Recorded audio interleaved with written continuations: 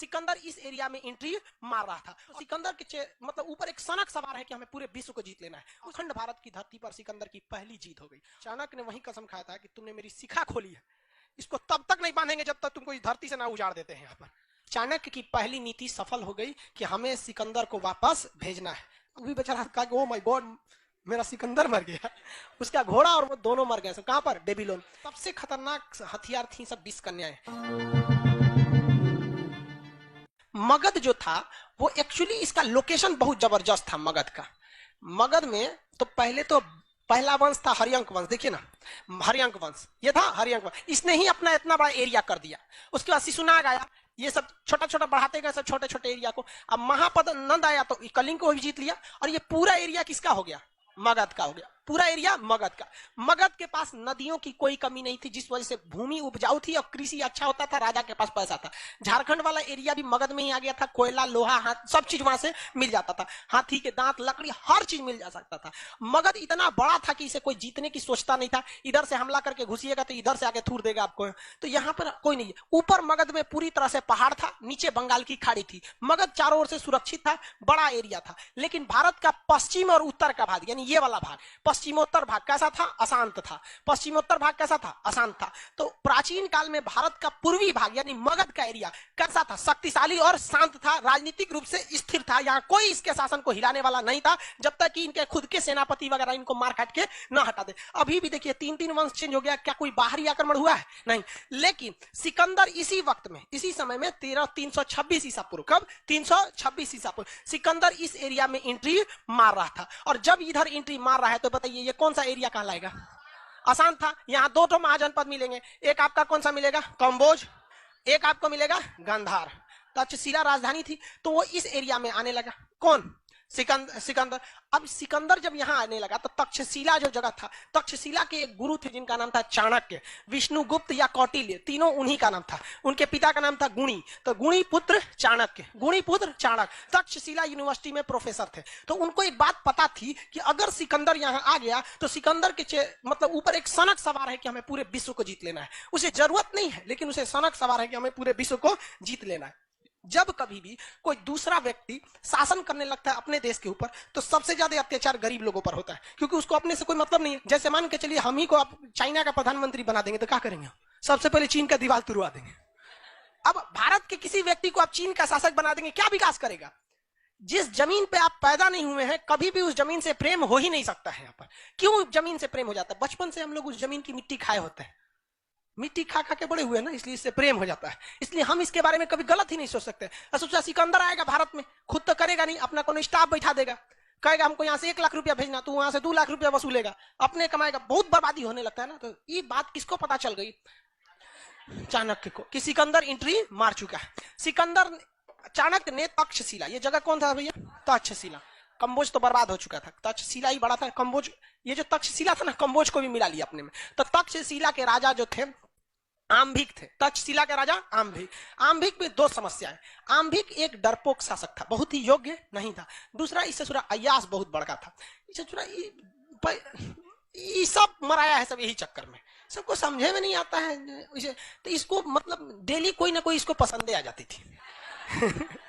इसको अपनी पत्नी से जमता नहीं था आम्भिक को, तो इसकी पत्नी खुद से नहीं झगड़े। और जब कभी भी फैमिली में झगड़ा होता है ना, जब कभी भी फैमिली में झगड़ा होता है तो फिर बहुत बड़ा प्रलय आता है, बहुत दिक्कत हो जाता है, व्यक्ति का विकास रुक जाता है। क्योंकि सड़क पे पड़े कितने भी कंकड़ हो आपके कदम नहीं रोक सकते हैं, लेकिन एक छोटा सा कंकड़ आपके जूता के अंदर चला गया ना तो 1 कदम आगे नहीं बढ़ने देता है। इसलिए समाज में कितना भी खटर पटर हो आपको विकास कोई नहीं रोक सकता है, लेकिन आपके अपने परिवार में कभी माँ बाप में झगड़ा हो जाएगा, चाचा से हो जाएगा, भाई बहन में हो जाएगा, आपका घर का विकास कभी नहीं हो सकता। और ये हिंदुस्तान के लगभग 50% घर की समस्या यही है, सबसे बड़ा समस्या। यहाँ पे लड़ेगा सब अपने में, हद है यार। देखेंगे ना अब मम्मी पापा में झगड़ा होगा, बताओ, बुढ़ो सब झगड़ा करके बैठा है सब।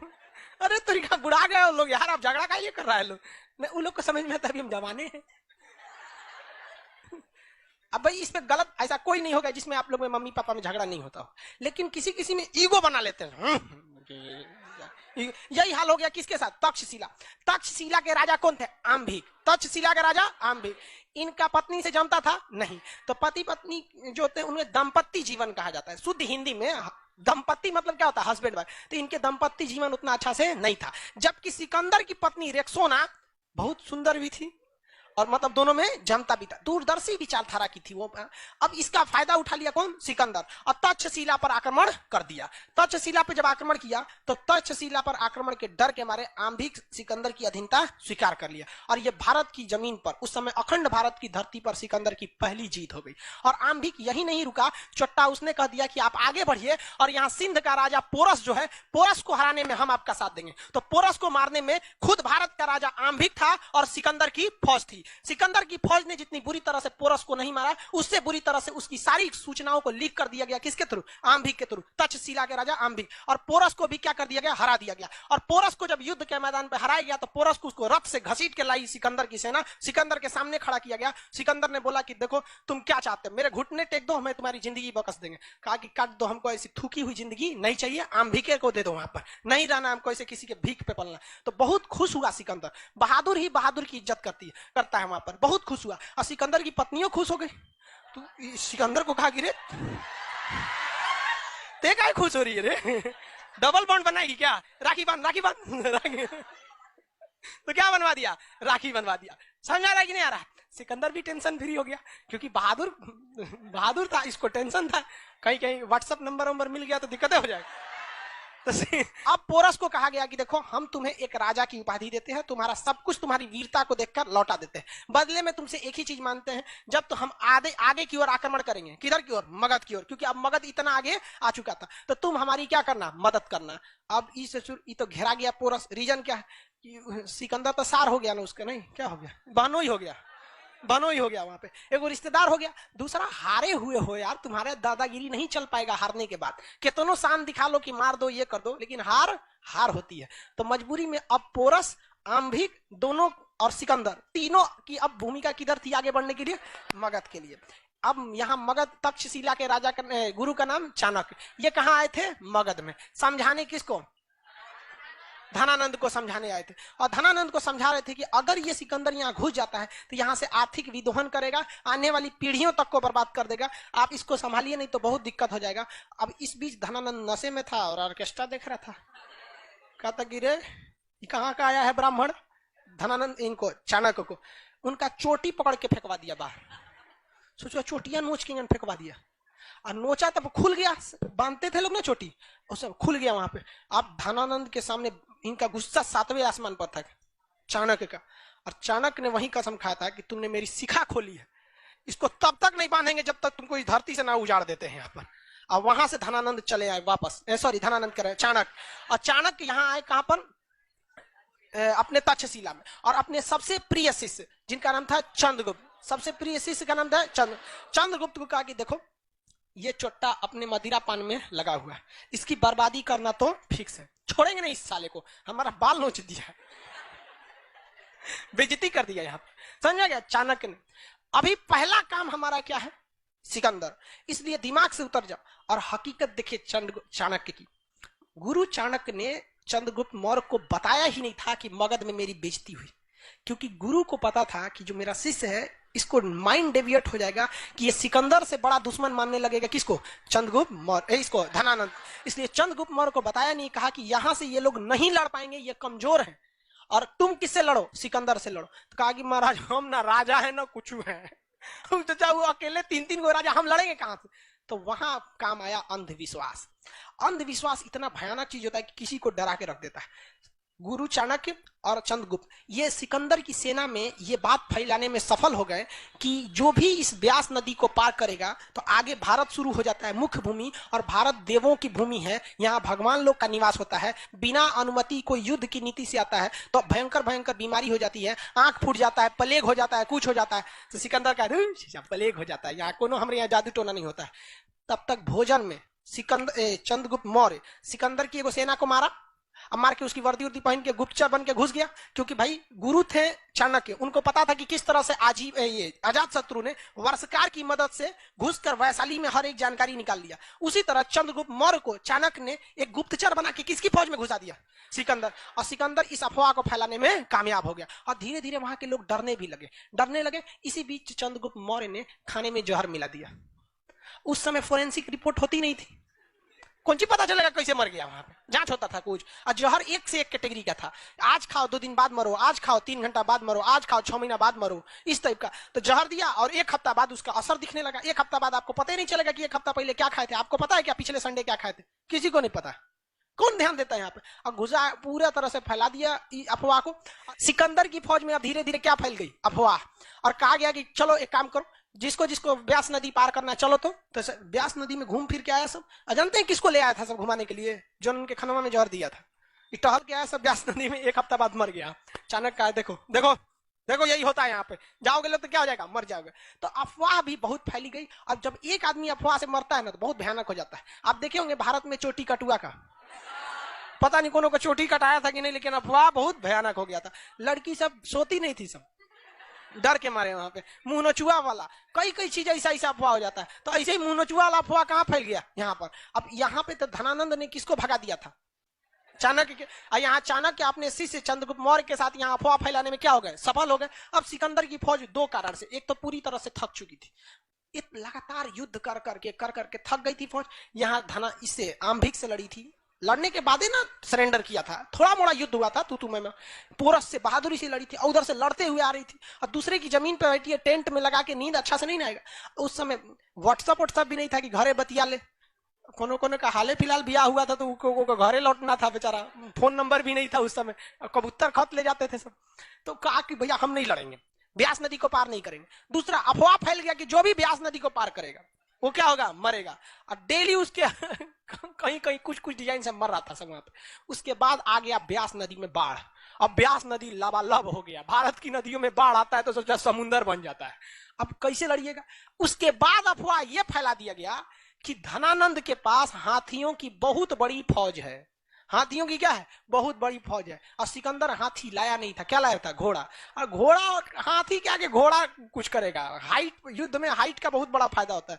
किसी भी तरह से करके इसकी सेना में एक मनोवैज्ञानिक दबाव बना दिया गया और सिकंदर की फौज डर कर लौट गई। वहां पे सिकंदर ने बहुत कोशिश किया क्या करने के लिए? अपनी फौज को प्रेरित करने के लिए कि किधर चलो, भारत की ओर आक्रमण करो। सिकंदर की फौज मानी ही नहीं, कहीं की भाड़ में जाओ। सोचा राजा तुमको जाना है जाओ, हम नहीं जाएंगे, या ब्यास नदी पार करेंगे, उधर भगवान सबकी जमीन है, देख रहे हैं किसी का आंख फूट गया, कोनो मर गया, कोई कुछ हो गया, हम नहीं जाने वाले, कहीं और हमको हमला के लिए भेजे। समझाते रह गया सिकंदर, लेकिन कोई उसकी बात को नहीं माना। चाणक्य की पहली नीति सफल हो गई कि हमें सिकंदर को वापस भेजना है।